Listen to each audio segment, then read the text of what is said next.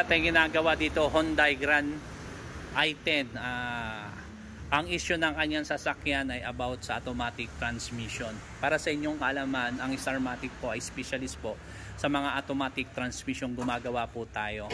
So ang issue ng sasakyan nito ay naglo-low power. So naibaba na natin ito ang transmission nito, at ito na nga ang ating mga masisipag na mga mekaniko nandun sa baba at gumagawa po ng transmission na ito. Although talaga ang transmission po dito sa amin po, yan, ito po yung kanyang makina at ito yung kanyang transmission.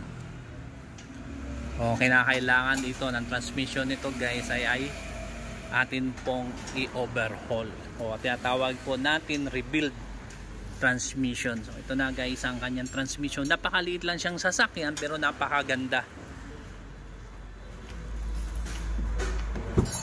Yan po. So ginagawa natin ngayon. So okay ka lang dyan?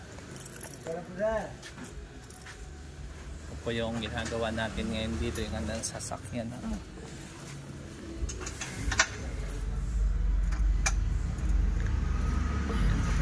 No, tingnan nyo, masisiya. Yung mga technique ng mga ano dito. Wala naman po halos pinagkaiba to guys, no, sa mga malalaking sasakyan. Pareha pa rin niya, mayroon pa rin ball joint, tie rod, mayroon din shock.